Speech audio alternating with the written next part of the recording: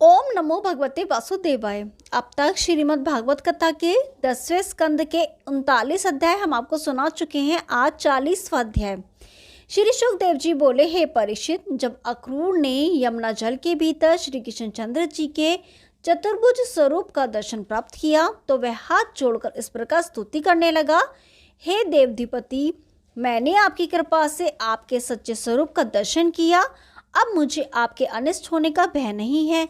इतनी कथा कहकर श्री सुखदेव जी ने कहा, हे राजन, अक्रूर श्री कृष्णचंद्र जी के भक्तों में से थे, इसलिए उनकी दया से वे भगवान की सामर्थ्य का हाल जान गए। ओम नमो भगवते वासुदेवाय। 40वां अध्याय समाप्त हुआ। अब 41वां अध्याय। श्री सुखदेव जी बोले, हे परीक्षित, जब अक्रूर ने यमुना जल में स्नान करते समय श्री कृष्णचंद्र जी को चतुर्भुजी स्वरूप में देख लिया, तब श्री श्याम सुंदर ने अपना वह स्वरूप अदृश्य कर लिया। उस समय अक्रूर जल से बाहर निकला तो श्री श्याम सुंदर और बलराम जी को रथ में बैठे हुए देखकर उनके पास जा पहुंचा। उसकी ऐसी दशा देखकर श्री मुरली मनोहर ने हंसते हुए कहा, हे चाचा, तुम इस समय घबराए हुए से क्यों हो? तुमने जल के अंदर नहाते हुए इतनी देर क्यों लगा दी? कहीं तुमने यमुना जल के अंदर कोई आश्चर्य की बात तो नहीं देखी? यह सुनकर अक्रूर ने हाथ जोड़कर कहा, हे अंतर्यामी, यमुना जल के अंदर मैंने आपकी जो महिमा देखी उसका वर्णन नहीं किया जा सकता।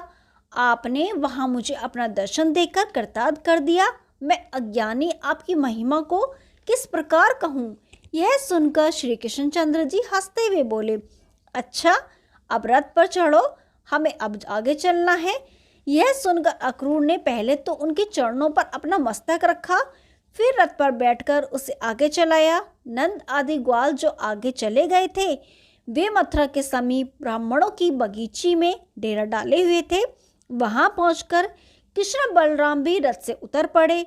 उस समय अक्रूर ने उनसे हाथ जोड़कर इस प्रकार कहा, हे प्रभु, आप तो मेरे घर चलकर वहीं निवास कीजिए और अपने चरणों की रस से मेरी कुटिया को पवित्र कीजिए। हे दीनानाथ, आपके जिन चरणों ने गौतम पत्नी अहिल्या को ताड़ दिया, जिन्होंने बलि को सुतकलोक का राज्य दिया और जिनके द्वारा गंगा जी की उत्पत्ति हुई है, उन्हीं का चरणोदक पीकर मैं अपने परिवार सहित कृतार्थ होना चाहता हूँ। हे प्रभु, मैं आपके चरणों का दास हूँ। ऐसी प्रार्थना सुनकर श्री कृष्ण जी ने अत्यंत प्रेम पूर्वक अक्रूर का हाथ पकड़कर कहा, हे चाचा, आज रात को तो हम यहीं रहेंगे, परंतु कल राजा कंस को मारने के बाद बलराम जी सहित तुम्हारे घर आवेंगे। श्री नंद नंदन के ऐसे वचन सुनकर अक्रूर प्रसन्न हो विदा लेकर राजा कंस की सभा में चला गया। वहां कंस ने उसे अत्यंत सम्मान पूर्वक अपने पास बैठाकर कहा, हे अक्रूर, कृष्ण बलराम की समाचार कहो। यह सुनकर अक्रूर ने उत्तर दिया, हे राजन, ब्रज की महिमा का वर्णन नहीं किया जा सकता। नंदराय जी की प्रशंसा में मैं क्या कहूँ? वे तुम्हारी आज्ञा को मस्तक पर रखकर श्री कृष्ण बलराम तथा अन्य ब्रजवासियों सहित यहाँ आ पहुँचे हैं और नगर के बाहर ठहरे हुए हैं। यह समाचार सुनकर राजा कंस ने अत्यंत प्रसन्न होकर अक्रूर से कहा, हे अक्रूर, तुमने हमारा बड़ा काम किया है। अब तुम आनंद पूर्वक घर जाकर विश्राम करो। कंस की आज्ञा सुनकर अक्रूर जी अपने घर चले गए। श्री सुखदेव जी बोले, हे परीक्षित, इधर श्री कृष्ण बलराम ने नंदराय जी से कहा, हे बाबा, यदि आपकी आज्ञा हो तो हम मथुरापुरी को देख आए। नंदराय जी ने उन्हें स्वीकृति दे दी। तब 2 घंटा दिन शेष रहने के समय श्री श्याम सुंदर और बलराम जी ग्वाल वालों को साथ लेकर मथुरापुरी को देखने के लिए चल दिए। मथुरा नगर की किले की दीवार तथा अन्य स्थान सफेद पत्थर के बने हुए अत्यंत ही सुंदर थे। किले के चारों ओर गहरी खाई खुदी हुई थी, जिसमें हर समय पानी भरा रहता था। किले की दीवारों के झरोकों में बैठे हुए तोता, मैना, कोकिल, कबूतर आदि भांति भांति के सुंदर पक्षी मीठी बोलियां बोल रहे थे। नगर की सभी गलियां तथा मार्ग अत्यंत सुंदर और साफ सुथरे थे। प्रत्येक स्थान पर छोटे छोटे उद्यान बने हुए थे, जिनमें सुंदर सुगंधित फूल खिले रहे थे। सुंदर तालाब, बावड़ी कुंड आदि जलाशयों में मोती के समान निर्मल जल भरा हुआ था, जिनमें कमल के फूल खिले हुए थे। चारों ओर सौंदर्य बिखरा हुआ था। हे राजन, मथुरापुरी की शोभा देखते हुए जब वे अपने सखाओं सहित मार्ग में होकर निकले तो मथुरावासियों ने उनके दर्शन करके अपने जीवन का फल प्राप्त किया।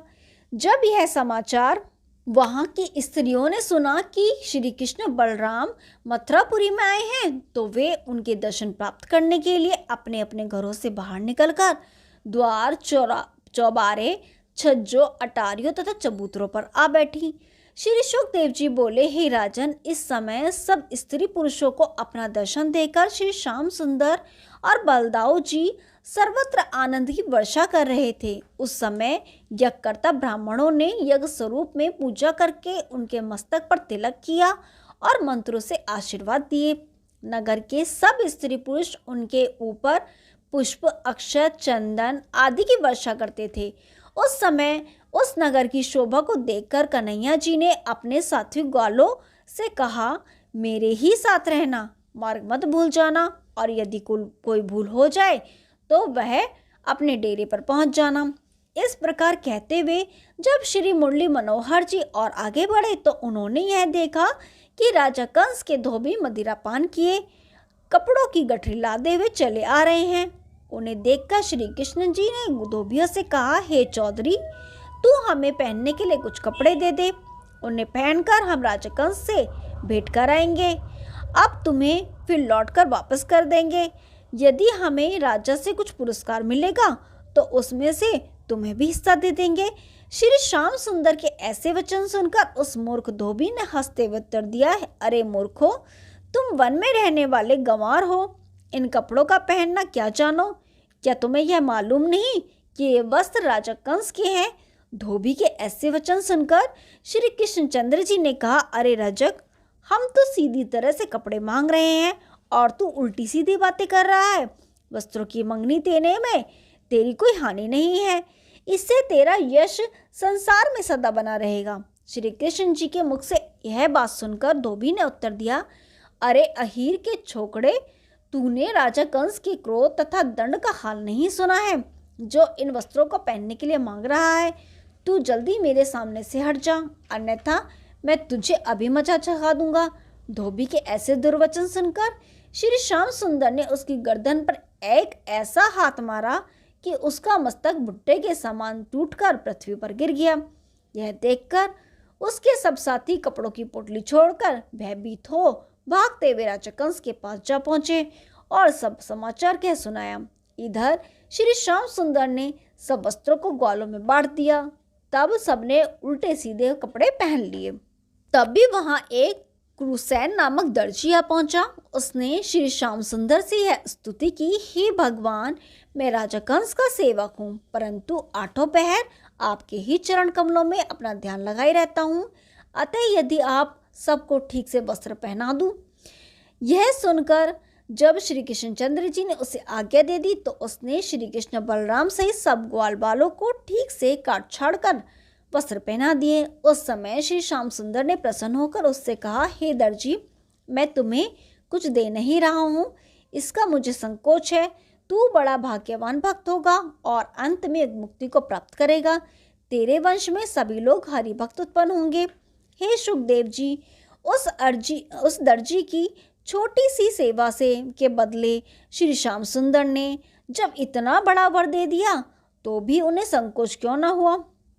श्री शुकदेव जी ने उत्तर दिया, हे राजन, श्री कृष्णचंद्र जी बड़े दयालु और उदार हैं। उन्होंने ध्रुव को अटल पद दिया, अम्बरीश को सुदर्शन चक्र दिया, प्रहलाद को विशाल राज्य दिया। वे दर्जी को केवल भक्ति ही दे दें तो वह उनके लिए संकोच की बात है।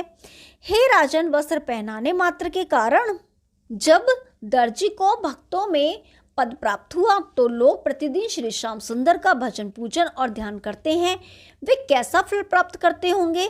जब श्री कृष्णचंद्र जी आगे चले तो उनका भक्त सुदामा माली आकर चरणों में गिर पड़ा।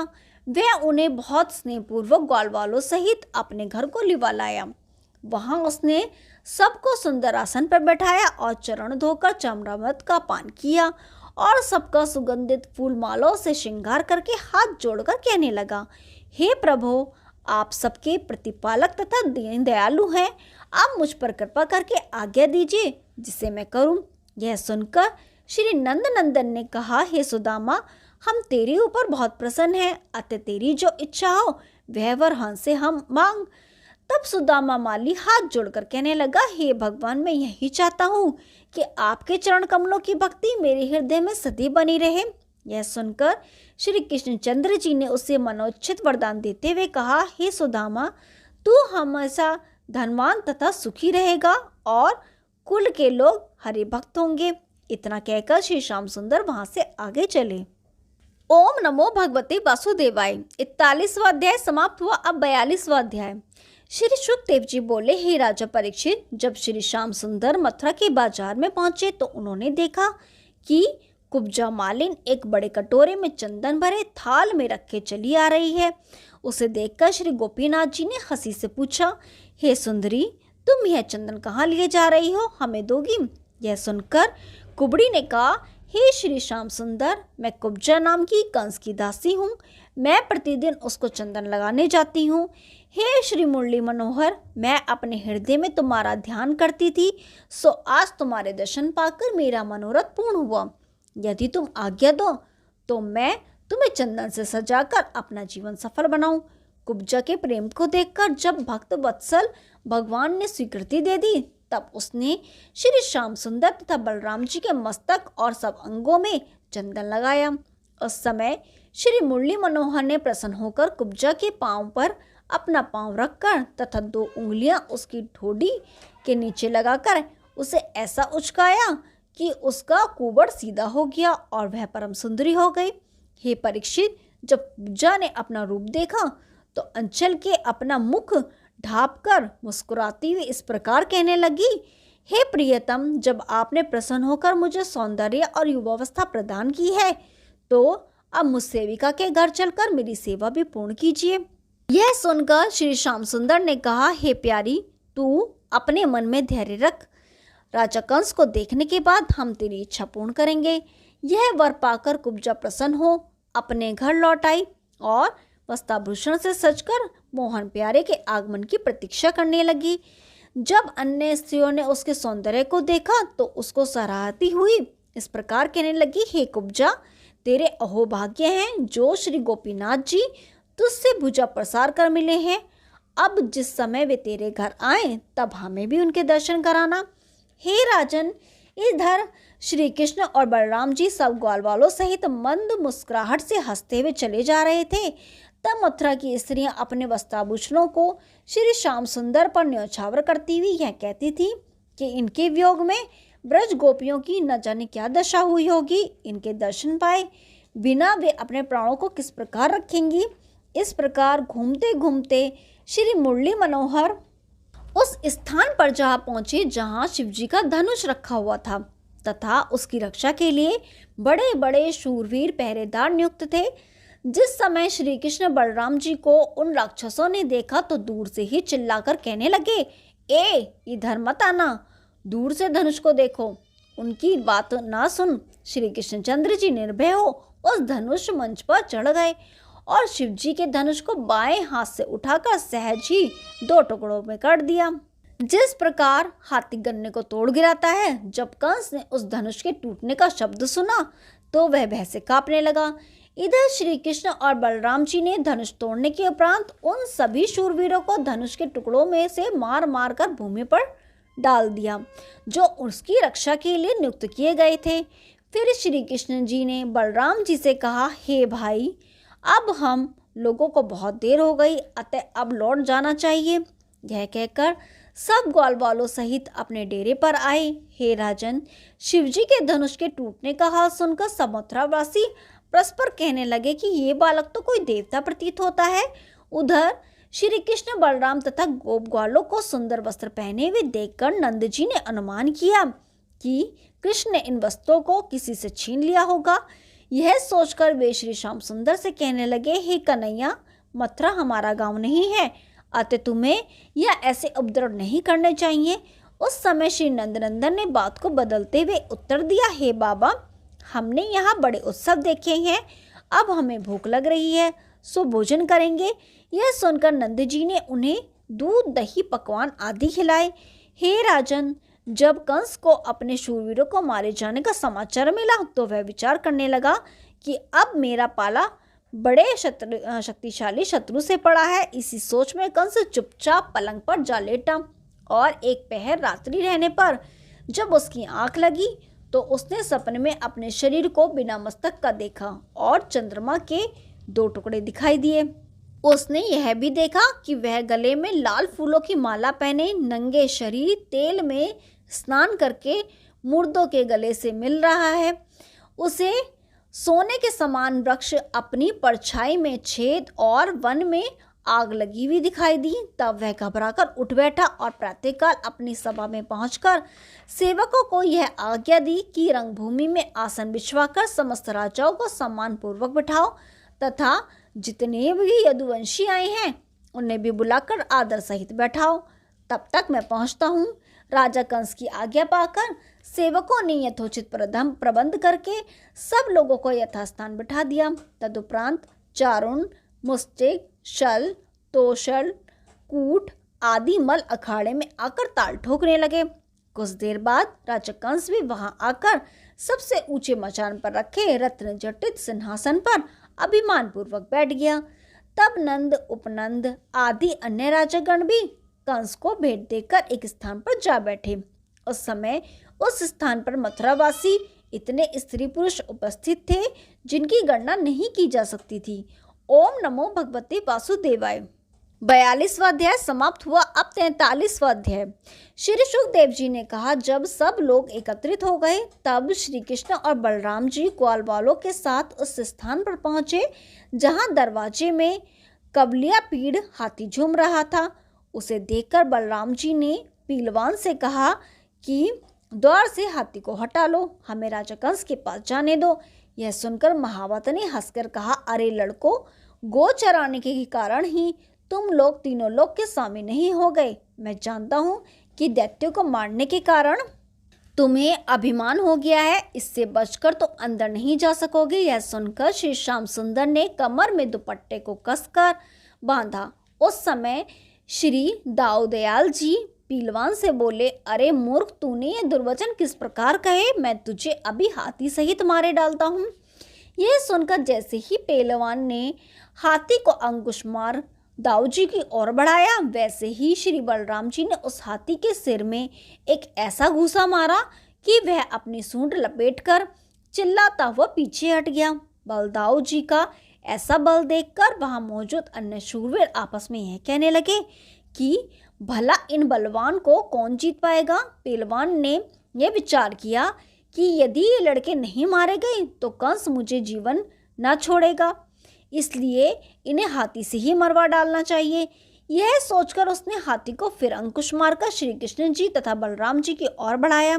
तब हाथी ने आगे बढ़कर श्री कृष्ण जी को अपने सूंड में लपेटकर पृथ्वी पर पटक दिया तथा उन्हें दोनों दांतों से फाड़ने लगा। यह देखकर सब मथुरावासी तथा ग्वालवाल श्री कृष्णचंद्र जी की कुशल मनाने लगे। उस समय श्री श्याम सुंदर अपना स्वरूप बहुत छोटा बनाकर स्वयं को हाथी के दांतों के बीच में जाने से बचा लिया और उसके सामने खड़े हो ललकारने लगे। श्री कृष्ण जी की इस कुशलता को देखकर छोटे बड़े सभी लोग प्रशंसा करने लगे। उनकी ललकार सुनकर जब कुबलिया पीड़ फिर उनकी ओर झपटा तो उन्होंने पेट के नीचे से निकलकर उसकी पूंछ पकड़ ली और उसे पीछे खींचते हुए 100 पग की दूरी तक ले गए।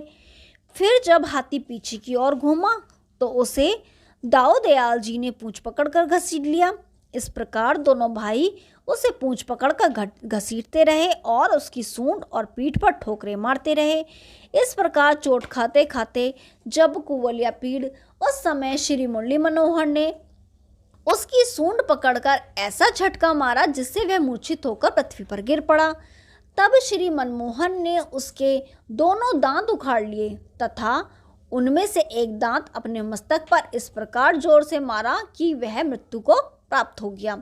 श्री मनमोहन ने एक दांत तो श्री दाऊदयाल जी को दे दिया और दूसरा स्वयं ले लिया।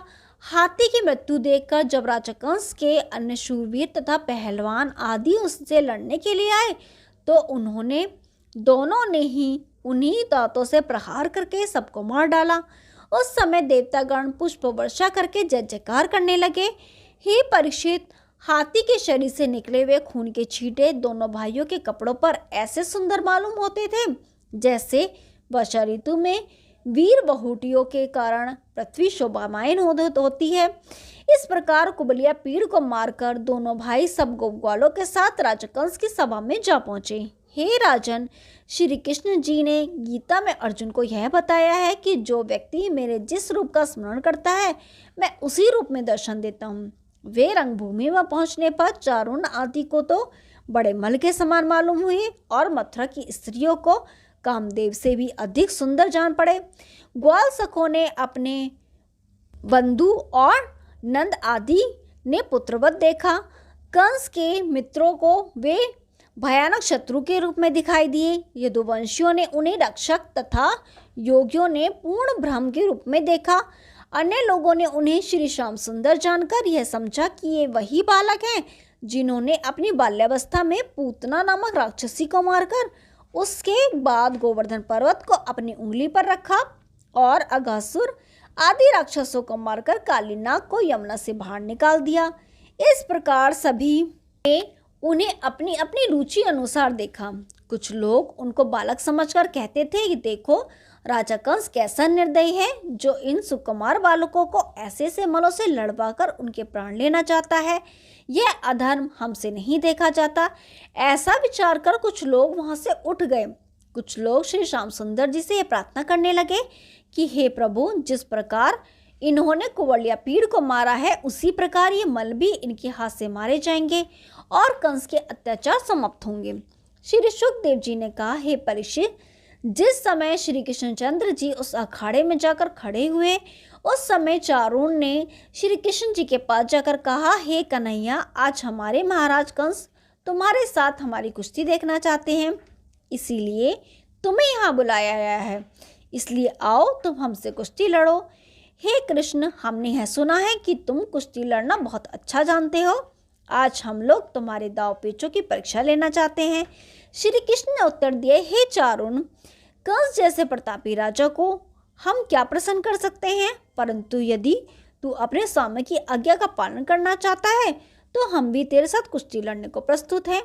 तेरे राजा ने हमें बुलाया है, इसलिए न्याय की बात उसी को सोचनी चाहिए थी।